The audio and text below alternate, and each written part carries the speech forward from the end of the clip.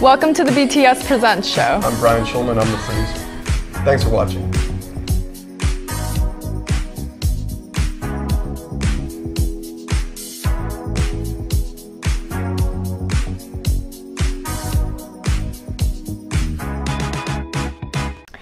Hello and welcome to another episode of BTS Presents Community Cafe, where we discuss issues regarding the community of Santa Cruz, both city and county. I'm Dada Kalsa, the host, and I have with me a panel of three distinguished guests, all of whom are active in homeless issues and each have their own focus in their lives. We have Linda Cover and Gary Ingram, who are both residents of the Tannery Arts Complex, and then Rabbi Philip Posner, who is a retired rabbi and has helped with homeless issues the majority of his life, and also recently released a cookbook that it's not like any other cookbook I've ever seen. How would you characterize this book? Well, I generally call it a character cookbook because the emphasis is on ethics. Chapters on moral courage, forgiveness, righteousness, justice, empathy, and compassion. And is that so with regard to it's more of a book on ethics, but it includes 35 recipes of 25 famous people.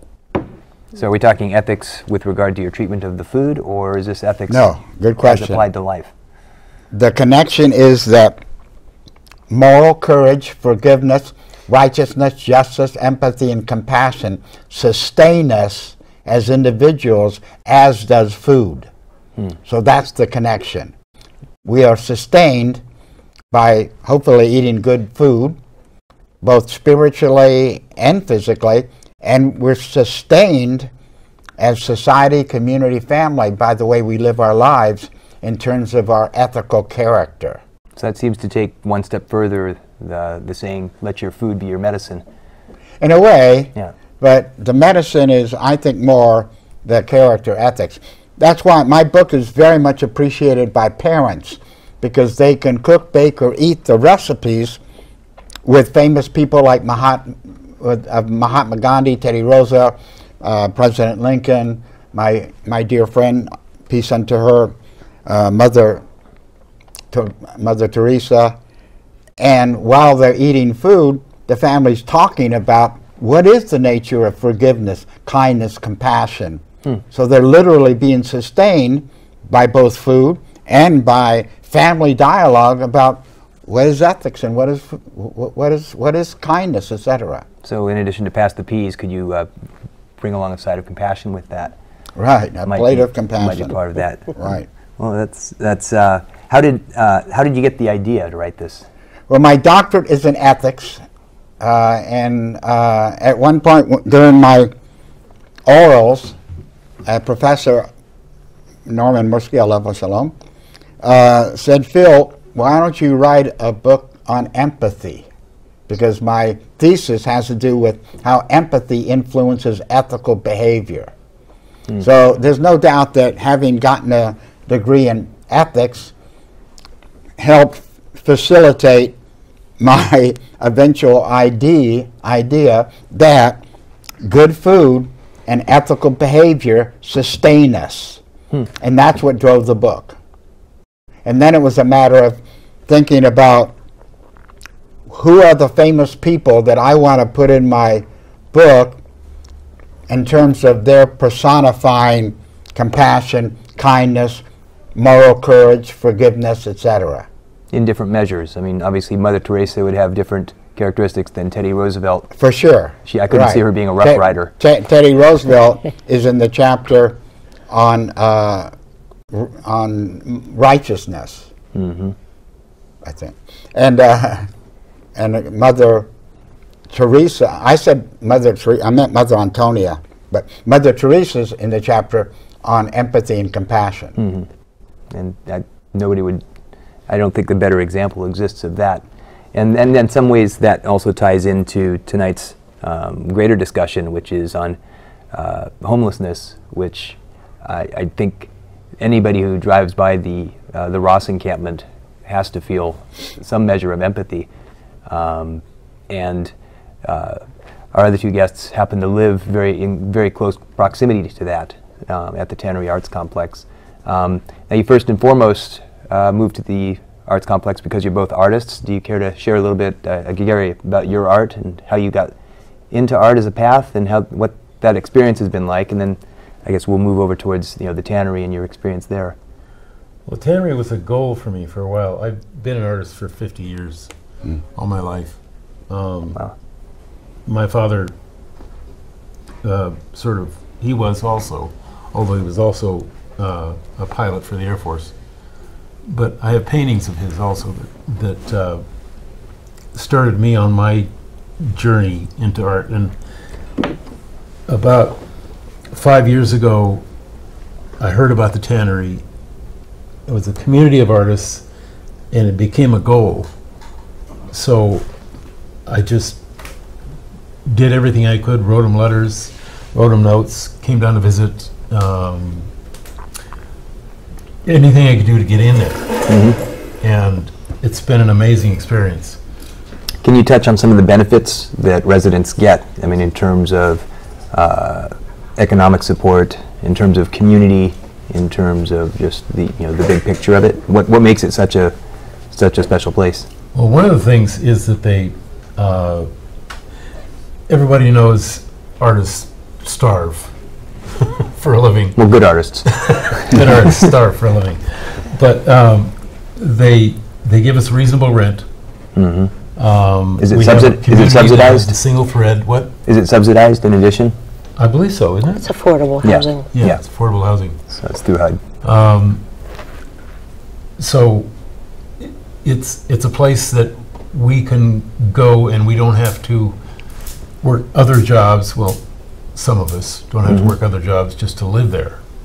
We can hopefully support ourselves with what we do. I'm a jeweler. I do work in silver, gold, different color metals, and I don't really need to do that to live there, because I have my Social Security and other things that I can spend on rent. Right. So it leaves me and a lot of us free just to do our things, what we do.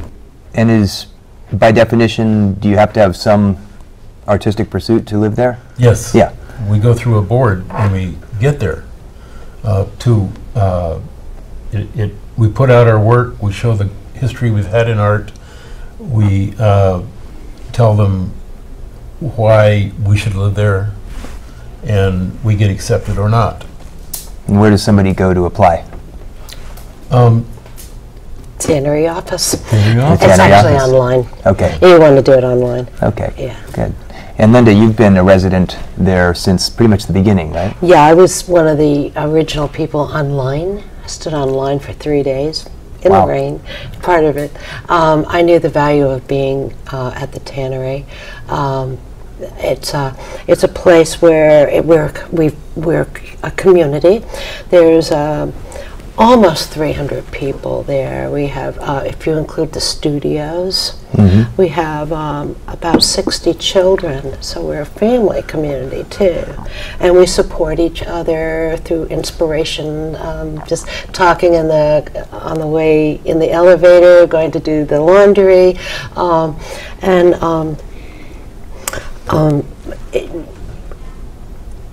it's something that we're able to do as a community, and we impact the neighborhood as well. I mean, many of us work outside, or literally serve outside a community in ways that help the greater community. I have after-school programs. I work in the schools. I'm a spectra artist. Many of us... For those who don't know what that is. Oh, yeah. I worked at the Arts Council as an artist that I can share the art that I know with children, and I've done this for 20 years. As that's my job. And then my other job is also being the artist person that I am. I have a summer camp that brings in the community so that children can learn from professional artists the path of art. And where can an interested parent track you down? Reach it. It's Camp Tannery Arts. Okay. It's definitely out there, and it's a way to give back to the community by sharing what artists do, and showing children the range of art is just amazing. It's not just drawing. It's poetry. It's theater. It's dance. It's cooking. It's such a huge range. It's something will appeal to you. And out of that comes community. Huge. We are a really strong community. We've been through a lot together as a group. We've solved a lot of issues, and we have more issues. That's partially why I'm here. Yeah. We have more things that we rally behind as a group and need to, and feel that we need to work on. Yeah. Well, I guess let's talk about the current issue of discussion, which is the homelessness. There's an encampment of over 300 people behind the Ross store across the highway from you guys, and Are there that many? I've heard 300 to 350. Yeah, and it's been both. I mean, there's been obviously the challenges of it. There have been some unexpected, inspiring stories as well. For example, when 2 homeless people rescued a motorist. So, I mean, you've been front lines for that. So, I guess if you can speak a little bit to that experience and what's being done right now with regard to that. That whole area is a disgrace. I mean, it was mid-30s all last week, and now it's torrential rains. And wind. People are living in that. It's inhumane. Also, it's not safe. It's not safe for them, and it's not safe for our residents because it literally overflows into the levee, where our children don't go to school that way anymore. They go on River Street, which is even more dangerous, or possibly more dangerous. People are uncomfortable. So there's 2 dichotomies happening here. One, these people you can't live like this. This is wrong. And also, you also can't have this here overflowing into the walkway where people use that, when they could go ahead and use an existing template they've already used last year, the River Street Camp. But they ran out of funds, right? That was you don't have to have round-the-clock police. You don't have to. All you need to do is have a humane place. It's already graded. It's already got platforms. You just do this. It worked. They had 0 complaints last year, according to Chief Mills, the police. Andy Mills, yeah. That 0 complaints, and I see the police in the Ross camp constantly. What do you think the difference is? One's supervised and one is not. One was just thrown together, just go there, go there, go there. And the other one was set up, thought about, it had showers. Women could have their own tents. Right. This is a huge upgrade. So you're saying where you need to have a partner to protect you. So supervised, but not round the clock. So you don't need to. Yeah, you don't. I know they started this and they were concerned, so they wanted to make sure everybody would be happy with that camp, because it's the first thing they ever did as a city to do that camp, and it was successful. Now all they need to do is pare down the money. And that pare down the money means you don't need round-the-clock police protection and first alarm. You don't need this. Figure this out. Just bring it down. You don't need to bring food in. So I think it was running $90,000 a month is what I heard. So what do you think a reasonable budget would be? Well, I'm not sure what a reasonable half of that. Okay. Honestly, because you don't need all of that. And because it worked. Right now they've got none of it. Now it's... Yeah, they have toilets. The only reason they have toilets is because those 2 guys took this guy out of a flaming car from that multiple car wreck. That's the only reason they got toilets. They were rewarded with toilets. Honestly, that's what happened, because I was there, and I know they had no toilets, and then they had toilets. And then recently, I heard there was an effort by some of the Tannery residents to feed the homeless. We went over with Brent Adams, who's from the Warming Center. Right. He's the director of the Warming Center. Director of the Warming Center, thank you. And we brought one of our neighbors is a caterer, and she made huge thing of awesome healthy soup. And Brent brought in chicken soup, and other neighbors brought muffins and sandwiches and warm clothes and blankets. And what was we just came over. We even had our kids. What was the experience like? It was really good to meet people and get a face to the things that have been intimidating to some of us. And you know, since that time too, there's when we walk by there's a lot more people smiling at us. It used to be like running the gauntlet going through there. Interesting. It was so crowded and so focused towards the path, the river walk that we have there, and now it's moved back a little bit, and you see some of the people actually smiling at us when they go by. Now, interesting that the connection would be empathy and food, and here we have the guy who wrote the book. Right. So it is a way of communicating, is through the food. Well, the nice thing about the kind of thing that you did is that you not only provided food, but as you just suggested, you interacted with people. And when that interaction takes place, we get to know each other. And we get to, therefore, better empathize with our situation. That's the importance of relationships. So that's one of the nice things that we do have in Santa Cruz is the shelter program, where various churches provide both sleeping shelter and food, as with Peace United and other congregations that are doing that. When Louise, who's behind that camera, my wife and I do that, we're meeting people. Yep. And that's important, not only just for us, but it's important for them, It's for part the of homeless way people. of solving what everybody considers something that needs to be solved. That people can't live like this.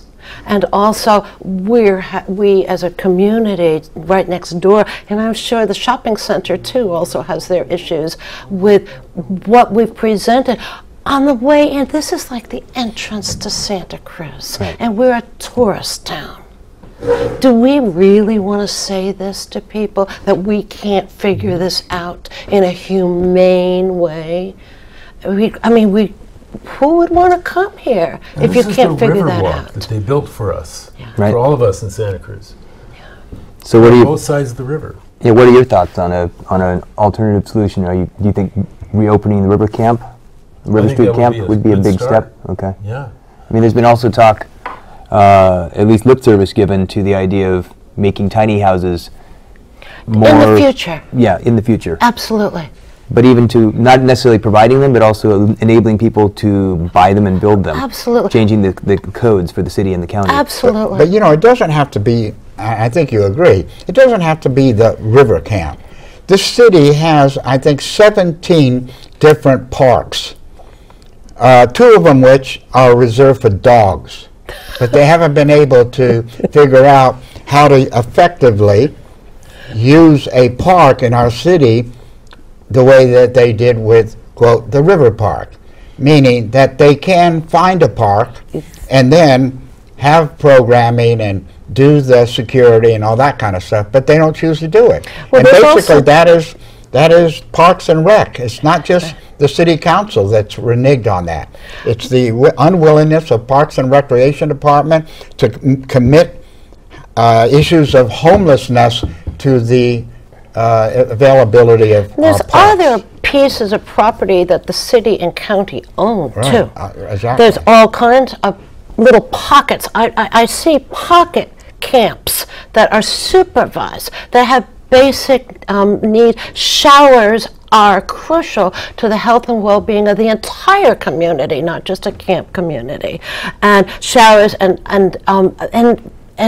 some place where it's safe to sleep. And it doesn't have to be massive, and you can just do a little at a time, a little one here, a little one there. And I know there's NIMBYs out there, and we have it in our neighborhood, and yet we are still going and trying to communicate with people. And what we're trying to do is, one, make it better for people who are there, and also make it better for us, because this is a huge impact on our community too, because there's other things going on there besides people just needing housing. Such as? It's got, there's a lot of criminal elements in there. There's a lot of drugs happening. People, there's needles. There's really a lot of things that you don't want to have. Stolen bicycles. Absolutely.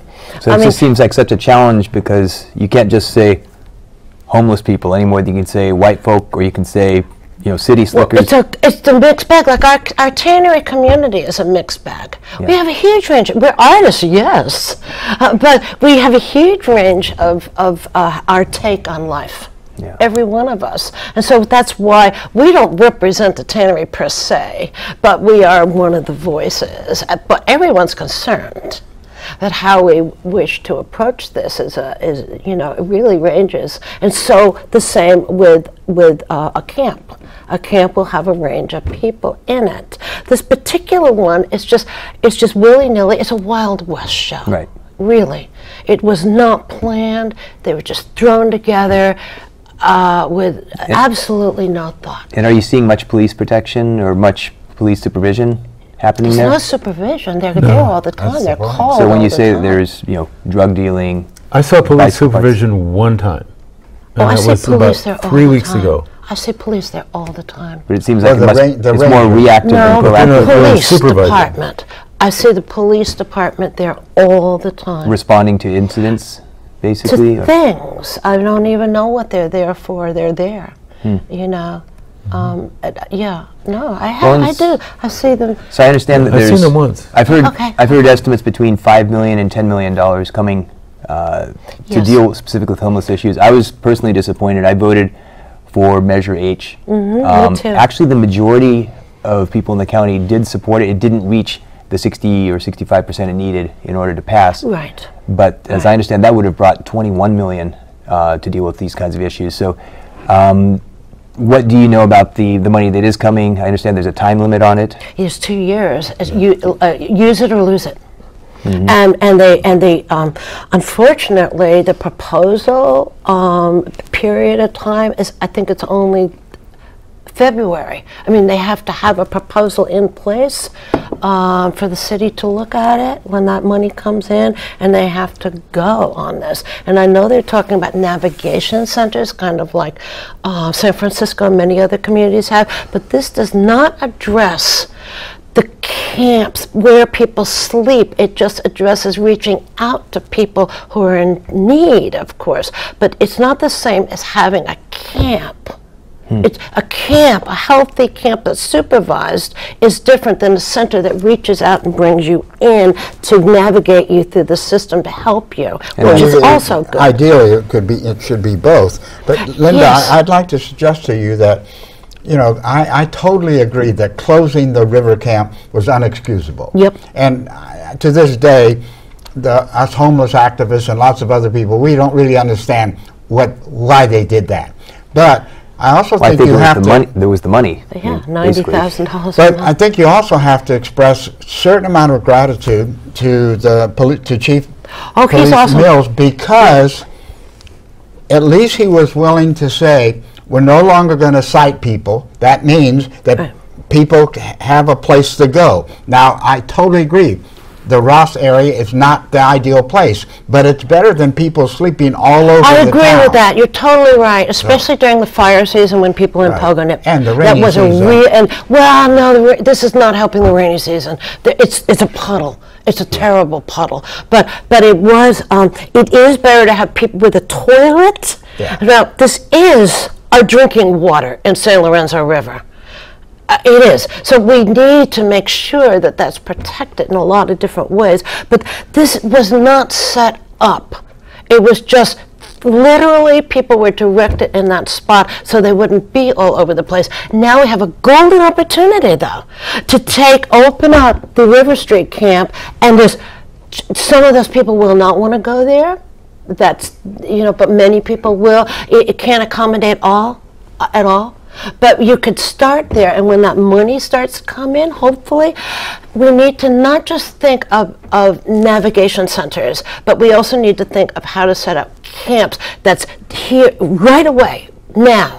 You don't wait for 2 years. You can't wait. People will die. These issues are going to continue, and if any one person can come up with a really good idea, it just takes one, and then obviously the empathy and the courage to come forth with it. So, Thanks for watching the BTS Presents show.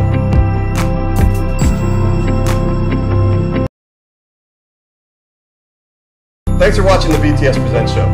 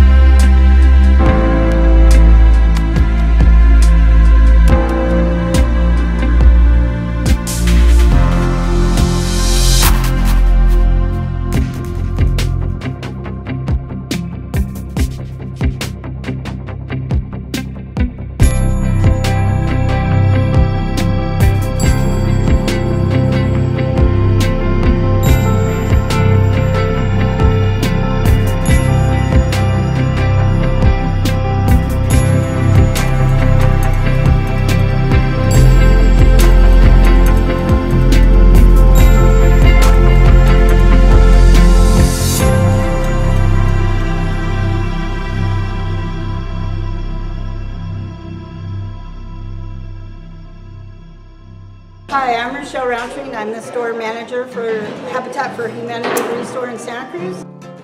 Right off Swift Street there in Santa Cruz, you'll find the Restore warehouse for stuff that's new and We are currently building affordable homes in the community, and the profits from the Restore go directly to help with those building programs. We got refrigerators and we got sinks, enough lumber and flooring to make a skating At the rink. Restore, we're always accepting items that are excellent condition, including furniture, building material, garden supplies, household items. If you donate, you get a 15% discount. We got cabinets and we got doors, another warehouse full of windows, and a whole lot more. So if you're doing some plumbing, we got your drain and all the tools to keep your house maintained. And we don't have puppies and we don't have frogs, but we got a wood stove that'll burn your logs. So come on down, walk around and stare. You're bound to find a lamp, a table, or that perfect chair. All the funds that we raise goes towards building houses for people who otherwise couldn't afford a house. Now if you want to donate, It's educating the community about where their money's going. lend a hand or polish a mirror, you can call us at 824-4704. You'll make the tax man cry and we'll even come to your door. We're on Swift Street, Tuesday through Sunday from 9 a.m. till 5 p.m. Our telephone number is area code 831-824-4704.